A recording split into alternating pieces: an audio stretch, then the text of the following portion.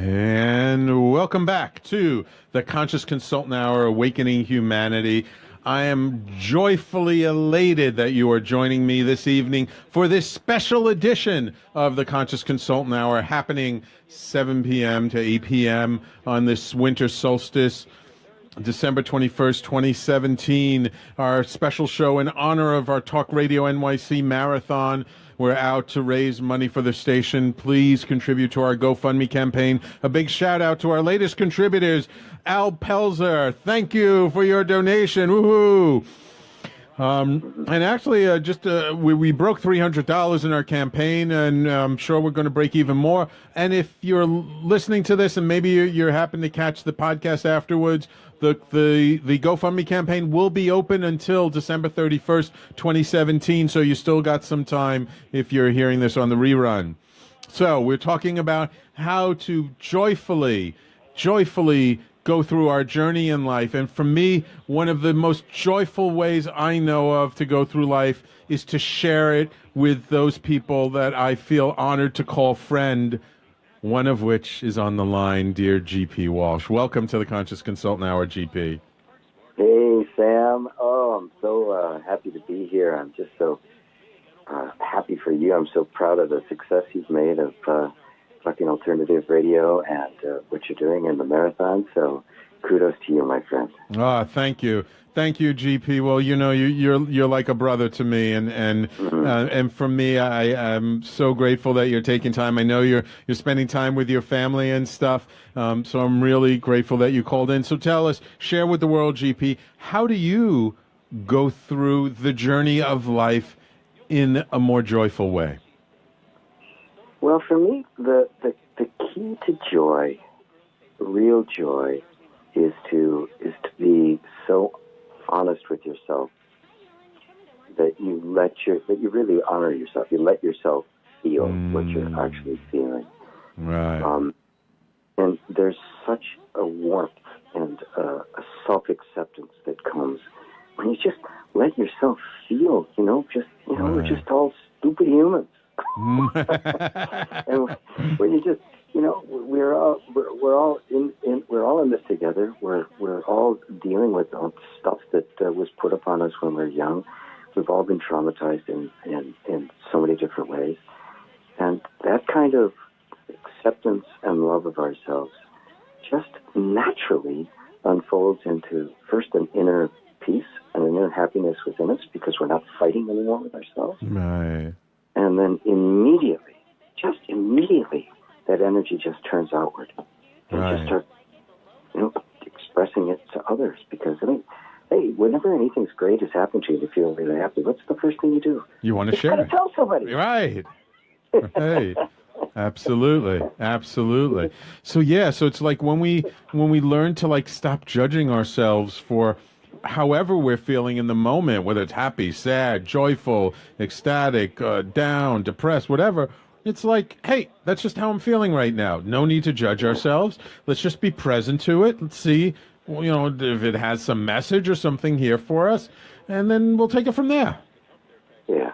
Nothing we're feeling is there by accident. Right. It's all there for a reason.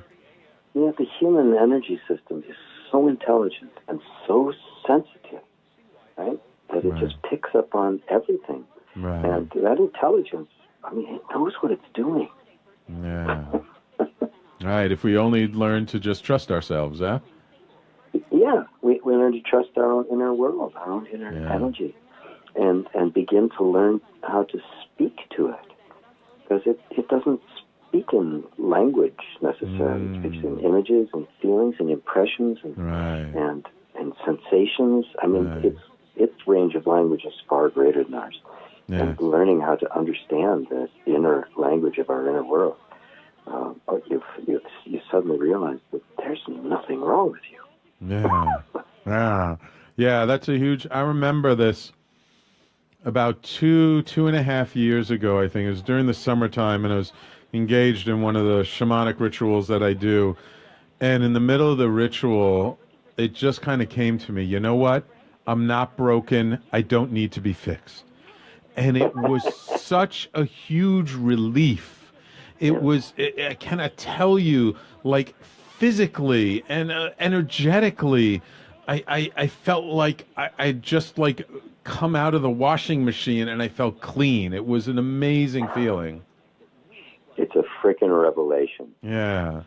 Yeah, you're not broken. Broken. Yes. So that's the big message for everybody listening to this. You're not broken. You do not need to be fixed. I don't care what anybody says. Right. I don't care what anybody tells you.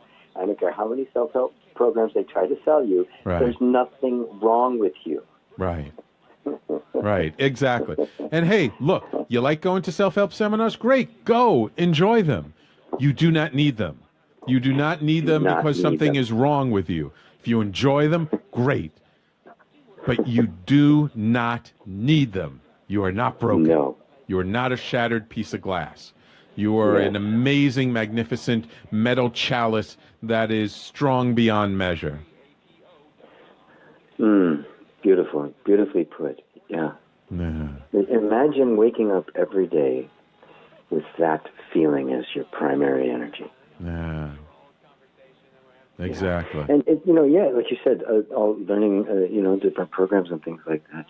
And there's all sorts of. Just because you're not broken, that nothing needs to be fixed, doesn't mean you can't grow. Right. Doesn't mean there aren't things to learn. You don't have to grow into being fixed. You can just grow and grow and grow like the flower that never stops opening. Right. Right. Like that ever expanding or ever opening lotus flower, right? Yeah. The 1,000-petaled lotus. Yes, yes. And you have a wonderful program for people. Why don't you tell people a little bit about what you do with inner reconciliation? Well, that's the term. What we're talking about is exactly that. When you realize that you are not broken, something inside just drops the conflict that is what we normally experience. Mm-hmm. Right? Because if you think there's something wrong with you, got to fix you. Right. Right.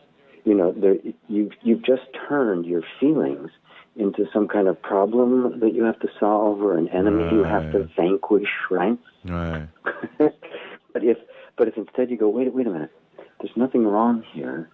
There's a feeling here. It's here for a reason. Mm-hmm. It's not here because it's broken. It's here because it's trying to tell me something. Right. At that point, you move from self-fixing to self-reconciling. Right. You begin to reconcile with the energies that you thought were a problem. Right. Negative energies cease to exist. Right. There's no such thing. Right. There's only feelings. Right. And the feelings are neutral. They end up being neutral. They don't feel that way at first, of course. Right. But you, little by little, begin to see that they are. And I think reconciliation is the word. Yeah. You're not fixing yourself. You're reconciling with yourself. All the different parts of us. Right.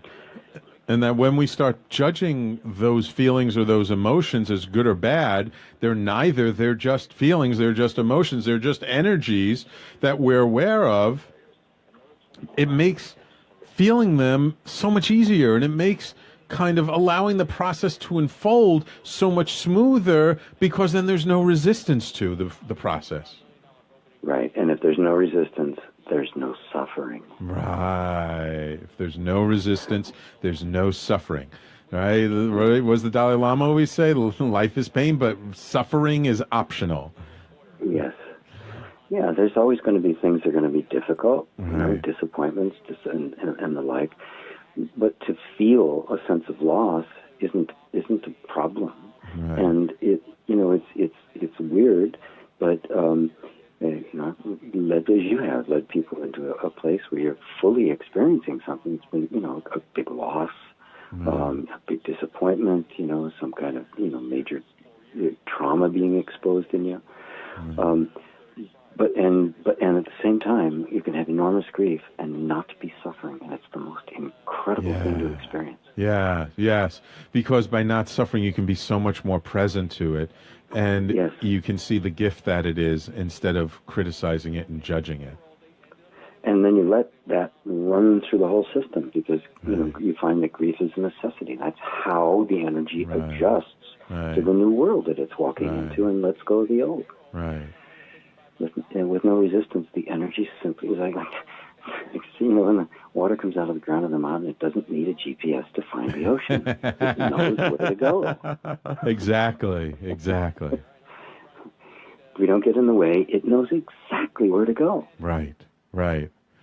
Yeah, again, if we just trust the process and trust ourselves and just trust what's going on, that it's all actually really perfect in any given moment. Yeah, that's not just a nice little spiritual idea. Oh, yeah, everything is really perfect. It's a fact. Yeah.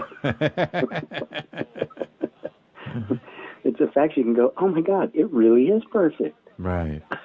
I mean, we don't often have the perspective to see the perfection in the moment, so we just have to trust. But if we trust, that perspective comes along pretty quickly, much more quickly than if we don't trust.